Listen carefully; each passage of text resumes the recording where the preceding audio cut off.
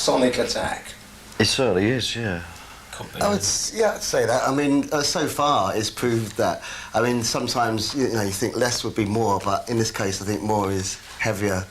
More is more. More is more. There aren't many bands, I think, who can get away with 3 lead guitarists. I think Leonard Skinner is the only band. Not many bands that can afford it. And that's the only band I think so too. Yeah. But that's kind of a country thing, and it's clean guitars. This is heavy guitar. I've never heard a heavy guitar band do this, but I think we've done it quite creatively, and we've tried to texture the music, and it's really important to do that.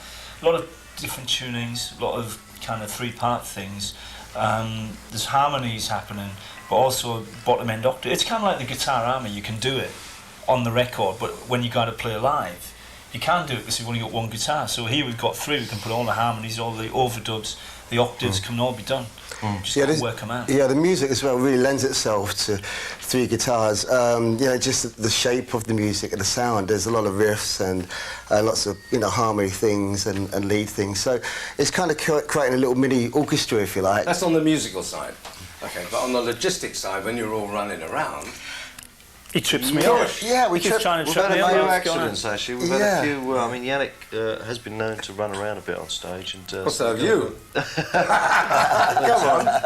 But, yeah, you have to kind of look before you leap, and make sure no one's standing behind you, He's really anticipating what someone's doing because Bruce he's got uses a chord as well. Yeah. So you kind of have to wait. If you're making a move, you got to sort of look up and then go for it. You can't just sort of run discriminately around and go crazy. There's a bit more. You've got to think about where you're going more.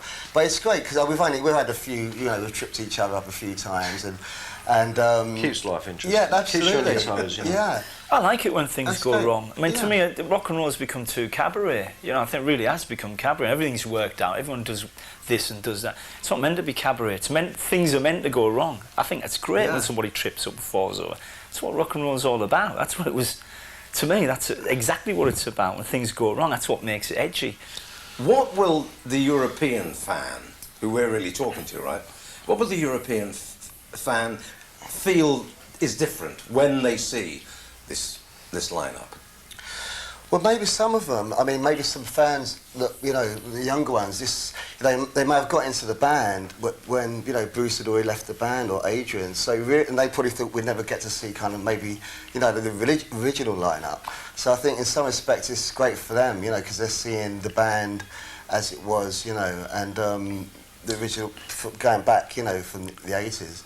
So it gives them something, in that respect. It's like, and having the 6 of us, but we'll have to ask them really. You think? I think it's people talk about a reunion, but it's actually a brand new lineup when you think about it. Having 3 guitar players and different guys in the band. I mean, and it's the way we're looking at it. It's a way forward, And I think this tour, to get back to the 3 guitar thing, I think if we'd have gone straight in the studio.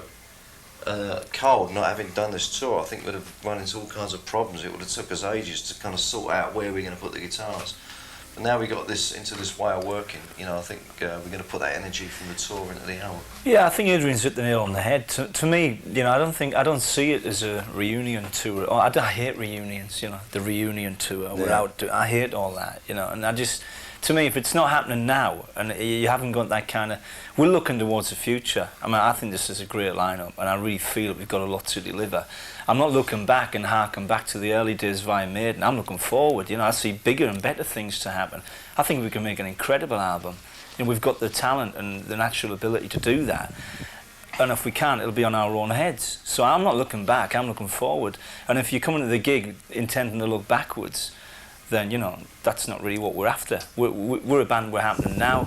I think there's a lot of integrity to this band, a lot of power, a lot of sheer aggression. And, we're not resting on our laurels and looking back 20 years ago. We're looking forward.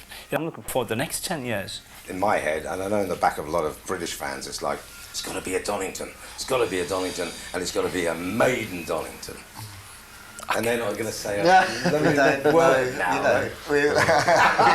But it's got to be. And there's going to be a major festival next year in the United Kingdom. Right? Well, I'm thinking... Who cares where it is? It's got to be a Maiden festival. It'd be an event. I think the time will be right for something, but, Wait and see. We'll wait and see exactly what comes around, But next year is going to be a big world tour with a new album anyway, so... But England will definitely be, one of the stops. Well, I put a couple of bob on it, that it's going to happen next summer. And if anybody counts me as wrong, Sodom.